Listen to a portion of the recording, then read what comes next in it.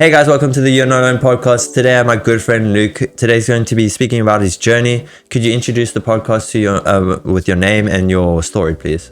No problem. Hi, I'm Luke Kutsia. And yeah, my story really changed when through fitness and faith. And that's what I'm going to literally be discussing with Luke today. Just telling some inspiring stories and a bit about my journey and where I've come from. And yeah, let's get into it. So, where did it all begin for you? How did it come into the fact of your fitness, and wanting to have this faith as well coming into your fitness? So in my journey, I think I found fitness before I found my faith. So going way back to my story, my mom and dad got divorced when I was really young, maybe around one-ish. I was born in the Eastern Cape, and then my mom moved to Durban, and then I literally did my schooling in Durban up until I think grade 10, and then I moved to Cape Town for my last 2 years of schooling. But I was always played competitive sport, rugby and cricket was a big part of my life. So I always had that grounding in fitness, if you put it that way. And then I think in grade 9 or so, I picked up a massive rugby injury that literally stopped me from playing rugby. And yeah, that was a big changing point in my life. I could no longer rely on sports. I had to find another thing, and I just went down a little rabbit hole, a lot of partying, a lot of drinking, mixing with the wrong crowd. And then I moved to Cape Town, and I actually grew up in an all-boys school. So I was at boarding school, very different. Moved to Cape Town, CBC, as most people in this area know. It's a co-ed school, very different to all-boys school, and they had no sports apart from football, which I didn't like at the time. And yeah, I got overweight, got chubby, and then lockdown hit, and there was no time. You couldn't go partying, you couldn't hang out with your friends, and I was dating a girl at the time that was really big into fitness, and she gave me that little kickstart, and for the last 4 years I haven't really looked back. Oh, with having I know I literally had someone on the podcast recently. We were talking about rugby and the connections you make as well in rugby and just in general sport. It's easy to link onto people quickly because you start to play with them, you start to know how they think, and then it's easy to form a connection, and they kind of last a lifetime, really. I know when I broke my collarbone, I broke it 4 times, and I was like, I didn't get the picture. Obviously, I was like, okay, stop. So when you say you had that little bit of a kickstart, with your girlfriend, when it meant that kickstart for you, did you feel like you could owe it to her, or you say, you did it yourself? Yeah, when I see her now, we're obviously not together anymore, but when I see her and speak to her, I'm so grateful and appreciative of what she did for me, because fitness literally took me out of a dark time in my life where, as I said before, I was hanging around the wrong people, partying, drinking most of the week. And when I came into fitness, it literally brought me back to my roots and kept me grounded. And it was such a more healthy way of living life in general. Obviously when you fit and stuff, you don't want to do that other stuff anymore, which was a big lifesaver for me. And then, so I understand, so with you and I, we never met past all the time. It was because my cousin was also in CBC, and that's how I met all his friends and whatnot, and that was you as well. And for me, it was such a different scene, because at the same time, obviously you guys were older than me. Yes, whether it be 1 year older, but it's the difference of understanding what was cool back then. And a lot of pressure was put onto, I think, a lot of us, where we always wanted to be the older crowd. We wanted to go out clubbing, we wanted to do all these things and whatnot. Do you think you were ever pressured into that? Oh yeah, 100%. Even before I went to CBC, obviously playing high-end sport, when you in an all-boys school, you get the hierarchy of your grade and stuff. So I felt like there was always pressure on me to be fit in, like be one of those cool guys. And obviously, yeah, that comes with drinking, it comes with all its perks and stuff. So yeah, definitely. And then I took that mindset when I came to CBC, and it just led me deeper and deeper down a rabbit hole. And now when I look back when I'm older, like, it's not cool to do that stuff. It was just a phase, I think. And I'm very grateful for the phase, because yeah, I met the most amazing people, I shared the most amazing memories, and I wouldn't be where I am today if I didn't go through that. So I understand that you actually, I've been watching your Instagram. I understand that you're doing a bit of a challenge. Do you want to tell the podcast like what the challenge is about and whatnot? Yeah, so at the moment I'm doing 366 days sober. Obviously 366 days being because it's a leap year. And yeah, I was, when I came to, like, we'll probably get deeper into it later on. But I felt like, especially following God, like, drinking all the time was definitely, it felt like it was holding me back from reaching my full potential. So I just woke up one morning violently hungover after Christmas, and I just said to myself, right, we are going 366 days sober. And it's funny because when I was living in London, like, I always said I wanted to stop drinking, but because of the culture there, like, you're in the pub all the time, and when I told people, they just laughed at me, and they're like, oh, it's just another phase. And yeah, we're like 130 days in, I think, and it's going super well. And it's basically just to help others realize that you don't need alcohol to fit in, and you can have fun and enjoy life without it. For sure. For me, that's so inspiring, to the fact that you had people in your life that just said, nah, I know him. He's not gonna do it. He's gonna just go back to them like the next day and just, I'll see him in the pub. But the fact that you were gonna prove those people wrong. Yeah, and it's like inspiring because, like, I thought, like, I don't really like social media. Yeah, I do a lot of social media, and that's like my life now. But I'm actually a person that hates like telling people what I'm doing, but I think I have a story that can inspire others, so we'll just have to bite the bullet for now. But yeah, no, like, literally having fans now following the story, is like, you're not only doing it for yourself anymore, you're doing it for them as well, so it holds you accountable. Yeah, and I mean, like, even with my podcast and whatnot, like, it's not like where I want it to be, but the fact that you get people that just message you. I get messages every day, like, you know, Luke, I really enjoy the fact that you're doing this. Like, I know that so many people are gonna love hearing these people's stories and relating to them, and being able to sit there and be like, wow, he's going through something I went through, and he's coping better than I did. So maybe I must go and one day speak to this guy and just say, how did you do it? For me, that's like very inspiring, and I literally have no words to like describe what I'm feeling for that. When I say I know how it feels to be in a dark spot, and then when you want to change, it means more to you than most what other people won't understand. When you said that faith had a big part of your fitness and whatnot, like, where did that start? Like, so I grew up, my mom always took me to church, Sunday school when I was younger, so I always had that grounding in God. But I definitely didn't live like I knew that, and I always found it so hard to grasp like what God really meant. And yeah, I was quite put off by the church in some ways, like with their teachings and misleading and stuff.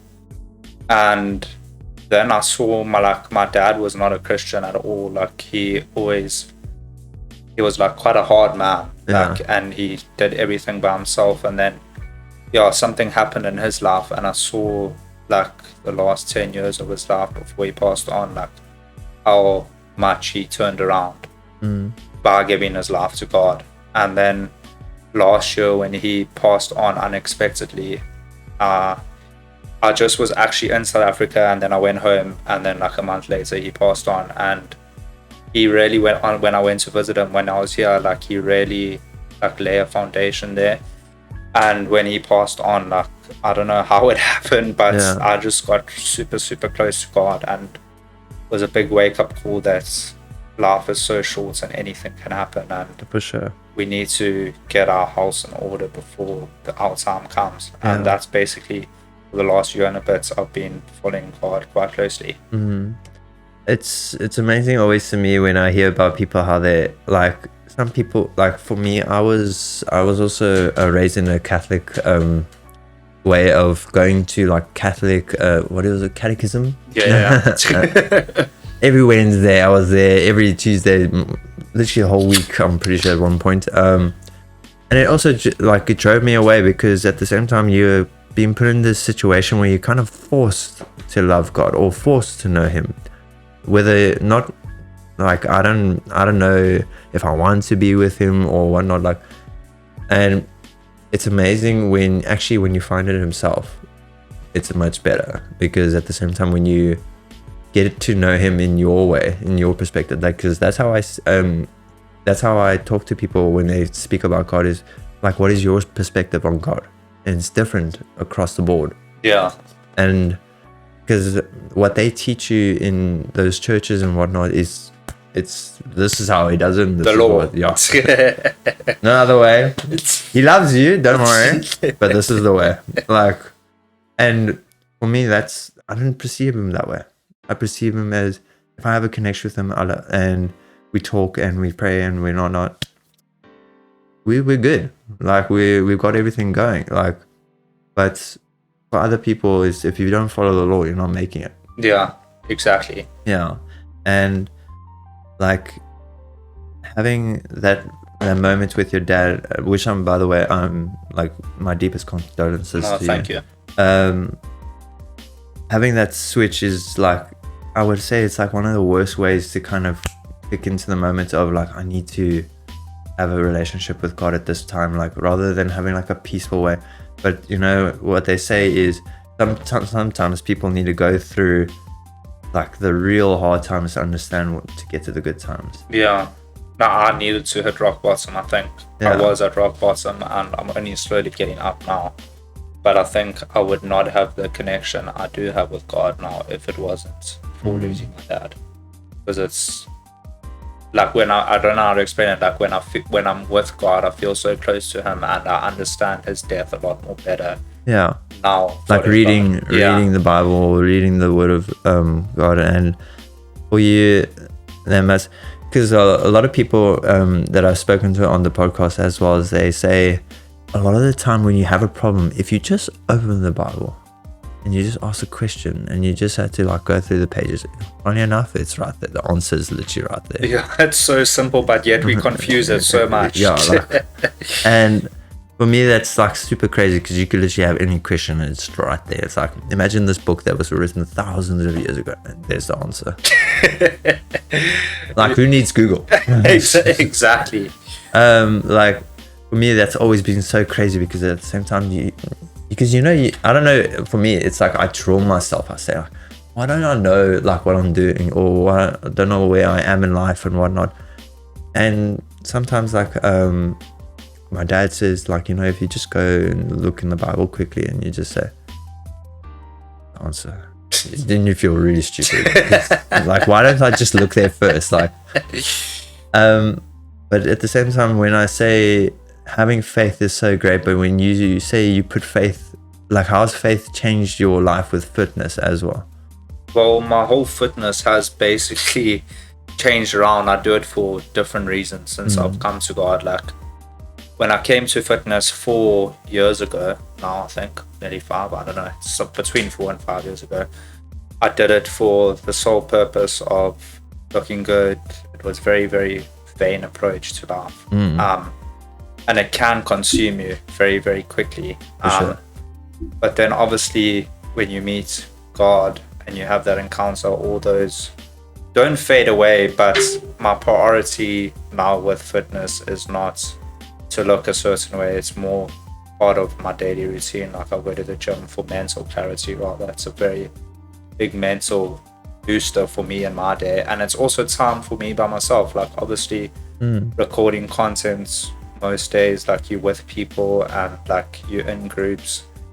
And when I'm training by myself, it's like such a good way of having me time. Switch my phone off. Sometimes I don't even go with headphones, and it's just me and my thoughts. And my 9 times out of 10, my best ideas for content comes in the gym. Yeah. And that's simply because I take time out of my day for that. For sure. So now it's not really about the vain side of things, like looking good, walking around with like 0% body fat all the time. I now do it because I really enjoy fitness, and it's a good escape route for me time. For sure. And I think that's so important, because a lot of the time when I hear people that go through stuff, I suggest the gym, because what's better when you go to the gym and you lift the weight? What's the thing that you're actually focusing on when you're lifting the weight? Is lifting the weight up. Nothing else in your head. There's no 100 thoughts going through your mind. The only thing you're thinking about is lifting that weight. And it's so nice to just have one thought at that time. 100%. When you lift it up, and it's a good feeling. You've done now something that is putting yourself to the limits, and you succeeding.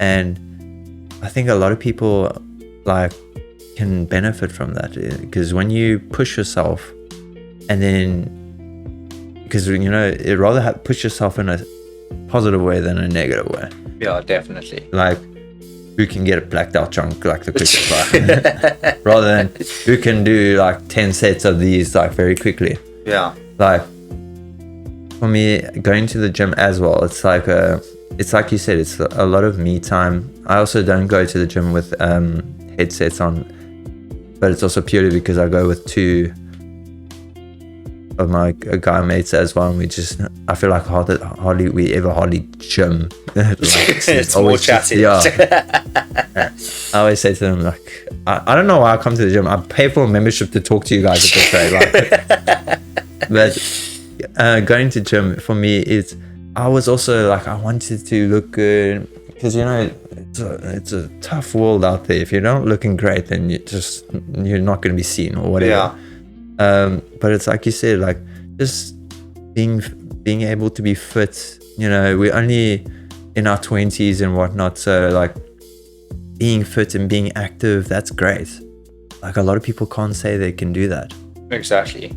So why must I take the advantage of not being able to do it?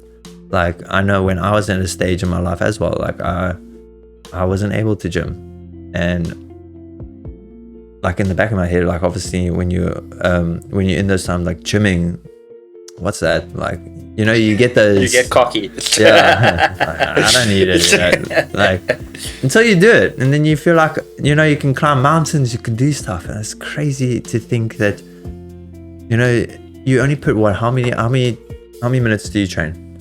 Well, no, like I used to when I first came into fitness, I thought, you had to spend like an hour, like 2 hours in the gym each day.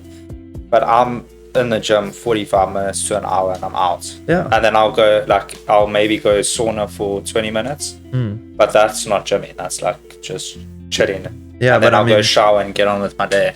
Yeah. So like, no weight section no longer than an hour. And that's an hour out of your day. Exactly. And sets you up for success. For sure. And like, if you just keep that routine, like what I always say, because a lot of younger people, they just want to gym and then be there. Like, when you get a bit older, you understand how it takes years to look what you want to look like. And for me, it's, you always have to keep the gym like constantly like exciting. Yeah, like, yeah, agree. Like every day, okay, I'm gonna go do chest today, but are you gonna do the same type of chest workout? Rather spice it up, like, you know what I mean? Like, go and do something else with your chest or something like that. But like, for me, it's like you have to go there with a mindset that, you know, I'm gonna enjoy this. Like, this is gonna be good. This is gonna be good for me long run as well. Yeah. But like you said, like, you spend like 45 minutes for a day, and then like the rest of the day is yours. You've done something good for yourself now. Like, you can just go, okay, now I'm done. And nothing seems hard after that. Yeah. Yeah. And especially like I said, when you're pushing weights, especially like doing your PR and whatnot, can't tell me that like the rest of the day like you walk like you're the shit. But like definitely for me, if I go to like do bench and stuff like that and I walk with a PR, I know like because my guy friends are a lot bigger than me and a lot stronger than me, but when I do my PR, I walk out like you the man. Yeah, like Sibam Hu, like for me, it's just honestly, gym is one of those top tier mental spaces for me. No, you need to add it into your daily routine if you're not adding it. Yeah. No matter what you do in the fitness, really, like if it comes to yoga or like, you know, even if you just go on a simple walk. Yeah. Just some physical form, because I promise you, your body loves you for it, your mind loves you for it, because you have that time to think to yourself. Yeah. And yeah, like I definitely I'm backing you on that for 100%. Like there's no comments on that whatsoever. What advice would you give to people that would want to start fitness? Like I know some people, like they feel when you go into a gym, you kind of, what's the first thing you look at when you go to a gym? You see all the big guys and you see all the people that are like can do crazy stuff, and you're like, oh, you know, I'm only me. I think the first thing you need to do when you start going to the gym is adopt a you versus you mindset. Like it's obviously good to take inspiration from those guys that are in very good shape, and it can be good motivation, but motivation only lasts for a period in your fitness journey. Yeah. The rest of your fitness journey is purely discipline. Yeah. So I think when you first start your fitness journey, keep it basic. Like obviously with social media now, there's so much, you can literally get so overwhelmed by what's out there. Like there's something for this, something for that. I think you need to find a routine that works for you. Yeah. Whether it be training one body part of workouts, or whether it be push pull legs, find anything, find a split that works for you, and find a diet plan that you can stick, that's not going to be like over the top, that your calories are going to be so restrictive and stuff. Find something that works for you and that you can stick to for a long period of time, because fitness is not just a 12-week transformation, it's literally a lifestyle, and you need to adopt a mindset and a routine that you can stick to basically for the rest of your life. Yeah. So my advice would just be, don't overcomplicate things and keep it simple. Yeah. And you can find, as I said earlier, find a routine, even if it takes trial and error. That's how I've never had a coach with my fitness routine. Yeah. And I've just literally gone from trial and error, and it worked for me. And yeah, now I'm very blessed that I can help other people do the same. For sure. And a lot of the time when I say to people, like especially when you're in your 20s, this is the time, everything. This is the time to fuck up. This is the time to do everything. This, like, whether you want to go and do your passion, let's say your passion doesn't work out for you, then fine, you tried it. And when you want to go do fitness and you realize, you know, reaching 100 kilograms is possible right now, but at least you tried it. But then people realize, if I work on it, I'm going to eventually get there.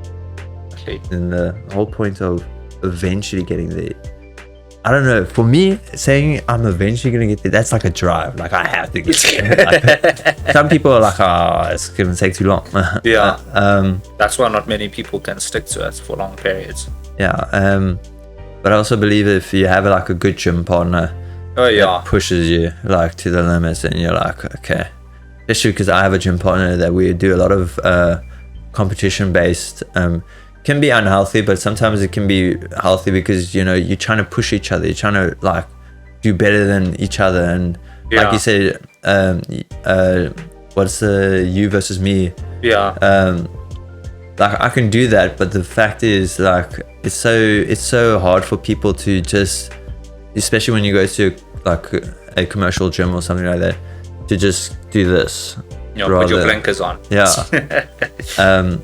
So it's nice to have like a gym partner that where I can be like, okay, we're similar, so now I need to push heavier than you. I need to go out this gym and say like, you're my. Oh yeah, I agree with that. It's not unhealthy. That's not unhealthy. That's like literally, I think that's a very healthy way of pushing yourself in the gym. Because gym part, I've always obviously gymmed with people with making content, but like because I've lived abroad and all of that, I've never really adopted a gym partner. But I have a group where we all gym and we all hold each other accountable, and that's good enough for me. Yeah, but that's even better, because the fact that you have people like one day you'll be like, oh, I don't feel like going to gym. Like, stop being a little and get to the gym. Like, I'll come pick you up. Like, those people, like you, like I always thank my brothers that like help me get to the gym. And they're like, no, bro. Like I said, no, I'm feeling tired. My body's sore. It's like, get up. We're doing. What part of your body is sore? And they'll be like, I'll be like, my legs. Okay, cool. We're doing arms. But I thank them, because at the same time, you feel so good afterwards. Yeah, then because the whole mindset of like, okay, no, I'm comfortable, or I'm sore, or a long week. Like you asked me like before you came on the podcast, yeah, I have a long week, and I was like, yeah, just Luke had a very long week, and just fitting in gym is, I think, one of the harder things to do, because I know, like you say, you gym for 45 minutes, but just when life gets busy, then you're like gym is not right now the most important thing right now. I need to do all these other things and whatnot. So like, could you give people advice on like how people could fit fitness in their life? You don't. I had this mindset when I first started fitness that I must be in the gym 7 days a week. And yeah, I got good results, but I also burnt myself out to a point where I hated the gym, and it felt more of a chore than an actual reward. Like the gym now for me is a reward, because I enjoy it. I like going in there. As I said, it's my time. But yeah, fitting, I don't know, some people, for me, what works is like the first thing I'll do in the morning is have my quiet time, and that's like an hour. Then I'll have breakfast and go to the gym. Yeah. And then start my day. And I think people, you need to, instead of finding time for the gym, you need to put it in your schedule. Like say, I'm going to go there, even if it's just for 45 minutes, I'm going to go there, smash it, and go to work or do whatever. So rather than finding time, just put it in your schedule. Don't say you're going to go to the gym and then don't go.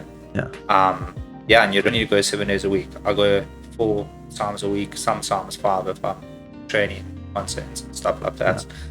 So that's my advice, is just go rather than saying that you're gonna go. I say, like there's this quote that I know that like, when you want to achieve something, 80% of it is just showing up, 100%. just being there. Whether you maybe even just do light work, like doing like light reps, doing light work of the gym and whatnot, as long as you're there, you've done 80% of the work. And for me, that's also like, you can take that concept to anything in life. It's going to work, 80% of it is you showing up. You got there, you're set up, you're going to work, whether it be you had like a minimal day or a big day, 80% of it is showing up. Do you have a goal for the whole social media game of like what do you want your like Instagram, or do you have a YouTube channel? No, not yet. Not We're yet. working there. We're working there. But what's the goal for social media with like your whole fitness and faith? Like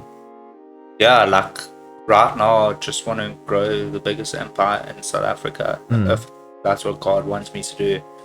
and that's just to use my story to inspire other people. I think I've been given a gift of going through a lot in life and experiencing a lot of things, and for me to like come on podcasts and tell my story of my journey with God and in the fitness industry. I look to inspire and help others that have gone through the same as me to get to just a better place. Yeah. And yeah, at the moment we're just gonna grow to the moon and see where it goes. When I started this, like when I moved back to South Africa, I had a vision of just doing fitness content, so that was going good. But now obviously everyone ran into more faith side of things, but fitness is still a big part of my creating as a content creator. So yeah, for me it's just growing it and see where it takes me. It's just a passion project that's now turned into a full-time thing. Yeah, well, that's what You're Not Alone was. I just say, I'm just gonna post videos and see if people enjoy. And then, like, I get thousands of views of people like looking at my stuff, and I'm like, oh, okay, we're doing this, we're going. But I mean, Alex Eubank like does it. Yeah, he's very good. He started off as lockdown saved him. Yeah, like, and he implements faith and fitness, and it works for him. Like, and why can't it work for you if it works for him? Like, exactly. I would like to ask you, like, what does the whole does it play a role in the social media that you have to do like a certain fitness thing, like, or do you have to like? For me, I know a lot of people say I need to follow the trend. Yeah, like, yeah, you do sometimes. Like for some videos, I'll fall into the trap of following trends. Yeah, like, and obviously if you see something working on social media, you try to implement it and give it your own twist.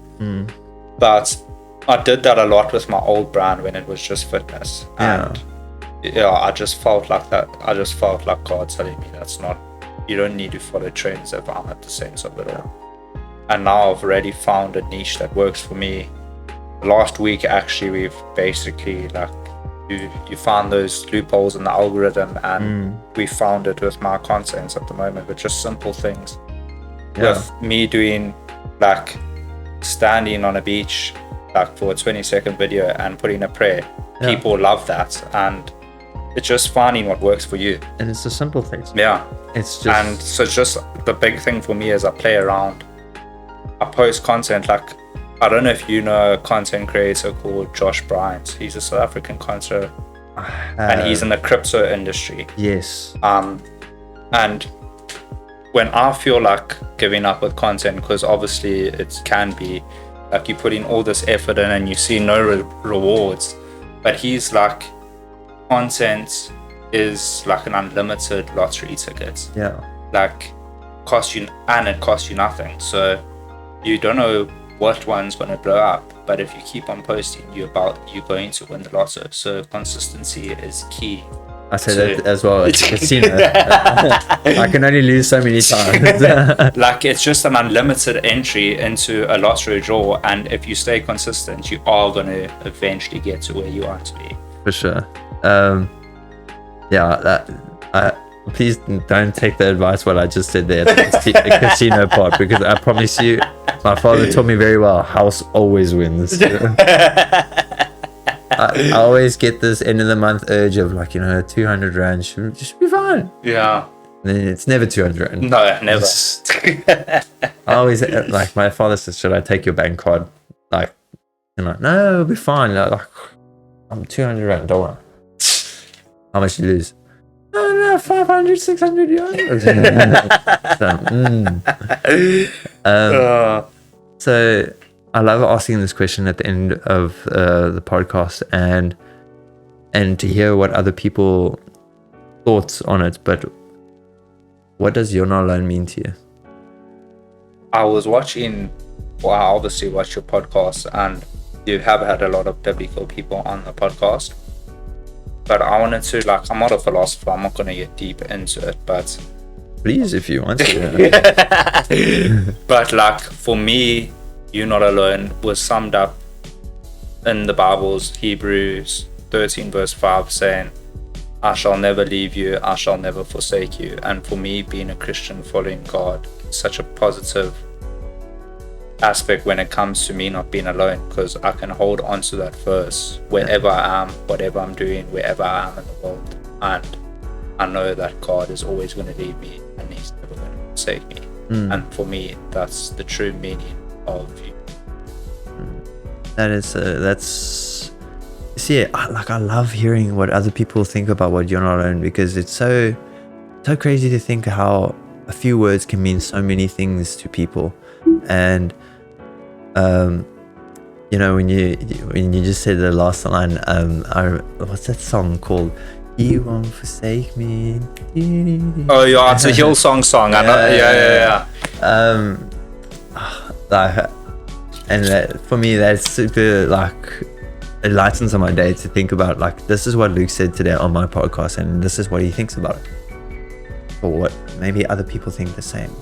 Maybe that's another word for, like, I would love to one day get all the people that came on the podcast and just be like, the reason, this is what they want to think what You're Not Alone is, and like have a wall. That would be so sick. Yeah, like, it would be so cool to have it. But I want to say thank you for joining us on the podcast today, Luke. Thanks so much for having me. It was a real privilege to understand your story and to listen. Like, and a lot of people just want to be heard and want to be like, be able to say, like, you know, this is my story and this is why I am today.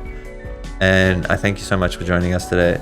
Do you want to tell the podcast like your like Instagram handle so they can like maybe reach out to you if they have any more questions? Yeah, sure. It's Luke_Coetzee_new. Cool. I'll make sure to like put that like underneath so if anyone has like spelling error or whatever. But thanks again, Luke. Thanks so much. Thanks guys for joining us today on the podcast. We'll check you next time. Cheers.